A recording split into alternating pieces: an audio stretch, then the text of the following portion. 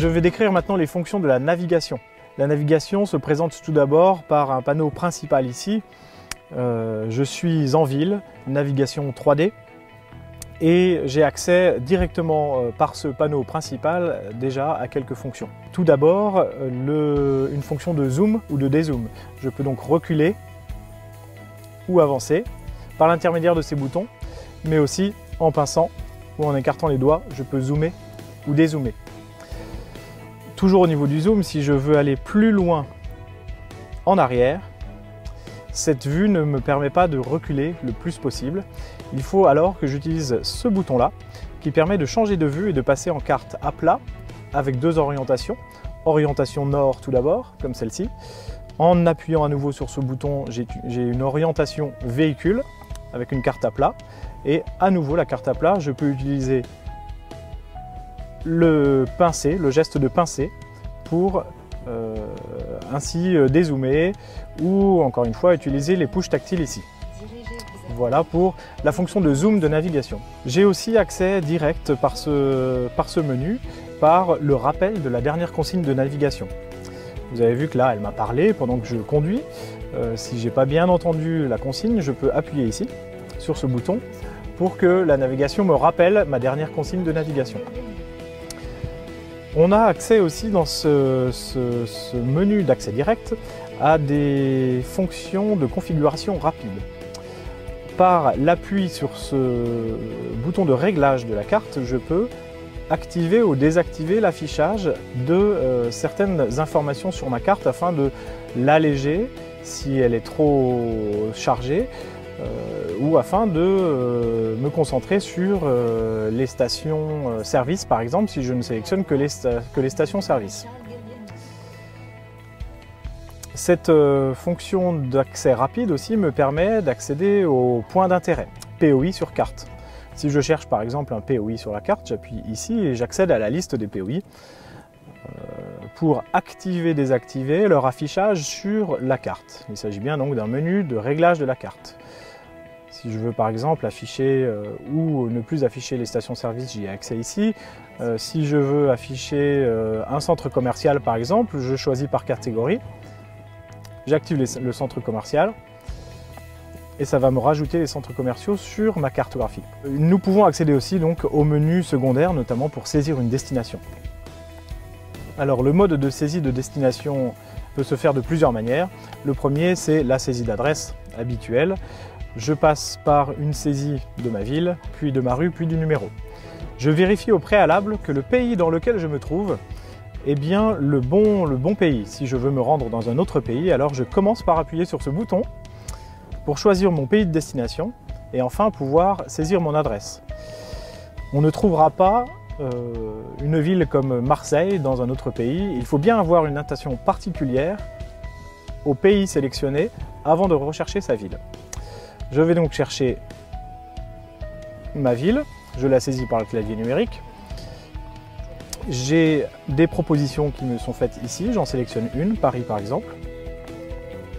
Puis je cherche la rue de Rivoli par exemple. Elle m'est présentée ici, je la sélectionne. Une fois ma rue sélectionnée, je choisis un numéro. Il m'en prend un, je le confirme en appuyant sur le bouton de validation. Je confirme mon adresse enfin pour aller à ma nouvelle destination saisie manuellement.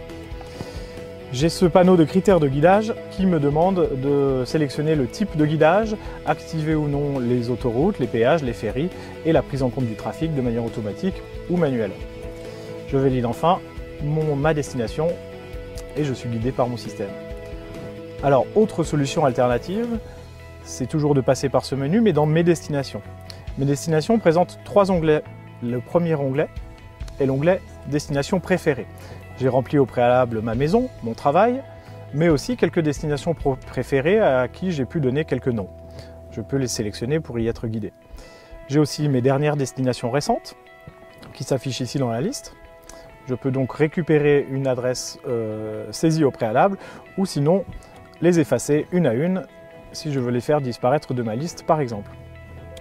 Et enfin le dernier onglet récupère les contacts de mon téléphone pour directement être guidé vers le contact de mon téléphone, mémorisé dans le carnet d'adresses de mon téléphone. Voilà pour mes destinations. Je peux aussi saisir une adresse par point d'intérêt, je peux aussi faire une recherche libre de destination.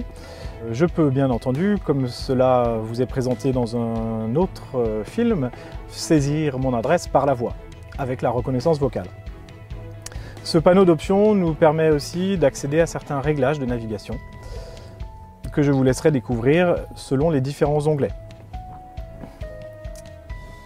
Si je veux bénéficier de ma vue en 3 dimensions, je me mets en vue perspective ici et je sélectionne le zoom automatique symbolisé par cette loupe avec un A à l'intérieur. Ce zoom me permet de me rapprocher de mes consignes de guidage et de faire apparaître les bâtiments sur le parcours quand la ville est couverte par ces bâtiments 3D. À l'approche de ma destination, un bouton apparaît si je l'ai réglé au préalable dans les options. Ce bouton me permet d'accéder à ma destination à pied si je me gare à distance de ma destination. La navigation me permet de savoir que ma destination est à 600 mètres et 8 minutes de marche pour atteindre cette destination. Un dernier mode de saisie d'adresse peut être fait à l'aide de déplacer carte. Le déplacer carte est atteignable en appuyant sur la carte. Je peux me mettre en carte à plat pour avoir une visualisation plus simple et ainsi dézoomer pour aller saisir une destination aux alentours, par exemple à Versailles. J'ai donc appuyé sur la cartographie et à l'aide de ce bouton, aller directement être guidé vers cette destination. Je remplace ma destination et je suis guidé directement sans avoir saisi d'adresse. Il est parfois difficile de trouver un point d'intérêt autour de soi. Pour cela, on peut aller dans la cartographie et maintenir un appui ici. Le système va donc chercher les points d'intérêt autour de l'endroit où j'ai laissé le doigt appuyé. Je peux alors après en choisir un et le saisir comme une destination. Ici par exemple, le palais de justice, une station de bus du palais de justice. Et je remplace ma destination. Je peux aussi vouloir rechercher une station d'essence à proximité. Je vais donc dans le menu Consulter carte. Je sélectionne l'onglet Station d'essence. Une fois l'onglet Station d'essence sélectionné, je peux voir mes stations d'essence et y accéder directement par un simple clic. Voilà pour les fonctions de navigation. Je vous laisserai découvrir d'autres fonctions plus évoluées dans votre nouvelle Peugeot 3000.